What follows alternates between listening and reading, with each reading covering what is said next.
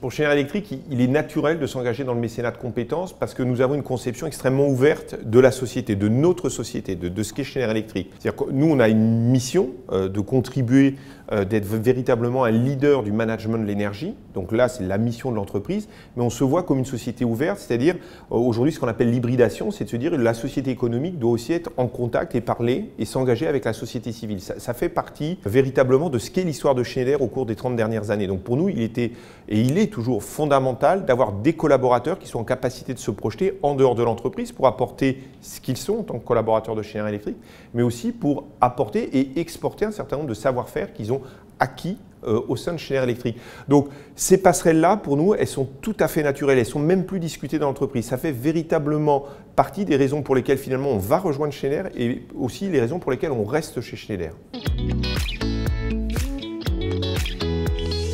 Alors les retours, ils sont très divers.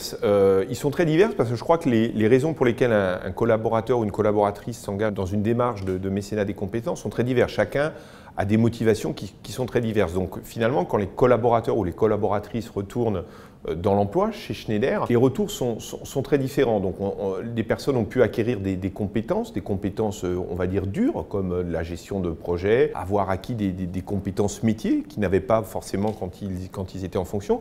Et puis on va aussi développer ce qu'on appelle de façon plus générale les soft skills, c'est-à-dire les compétences plus douces, plus comportementales, où finalement ils ont été mis en rapport avec des situations de travail, des écosystèmes qui étaient différents de ceux qu'on peut trouver au quotidien dans l'entreprise. Donc ils deviennent enrichis de cela.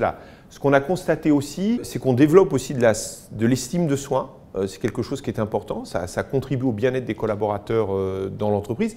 Donc en fait, on n'a pas un processus hyper structuré d'interroger les personnes en leur demandant finalement en quoi ça a changé ce que vous êtes, vos compétences, mais on se rend compte, nous, en tant que direction des ressources humaines ou manager, que finalement ça a pu modifier assez significativement le portefeuille de compétences et le profil des collaborateurs qui reviennent en entreprise. Pour nous, il était naturel de participer à une initiative comme la signature de ce manifeste en faveur du mécénat des compétences, parce que c'est toujours quelque chose qu'on a fait chez Schneider Electric. Je citais tout à l'heure, à l'occasion de cette cérémonie, que l'engagement très fort et historique de Schneider, par exemple au regard de l'apprentissage, puisqu'on a été la société qui avons vraiment mené une mission extrêmement forte et qui a été très transformante dans la société civile en France sur l'apprentissage, c'est quelque chose qui a toujours été naturel chez Schneider. À l'heure actuelle, on a par exemple 1000 apprentis, 1000 alternants chez Schneider, actuellement, là, en cours. Et c'est quelque chose qui était un peu les prémices, finalement, du mécénat de compétences, parce que ça voulait dire que nos collaborateurs s'engageaient aussi à faire du tutorat et à accompagner des jeunes dans l'entreprise. Alors maintenant, le mécénat de compétences, c'est de projeter ça en dehors de l'entreprise. Mais j'allais dire, c'était dans l'ADN de l'entreprise. Donc pour nous, il était naturel de signer ce manifeste et de participer à cette manifestation aujourd'hui.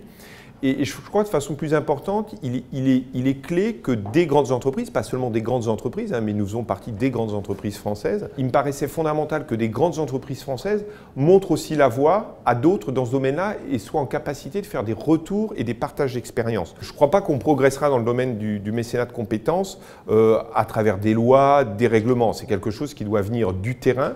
Et si certaines grandes entreprises peuvent montrer la voie à d'autres et partager leur expérience, nous, on est ravis de le faire.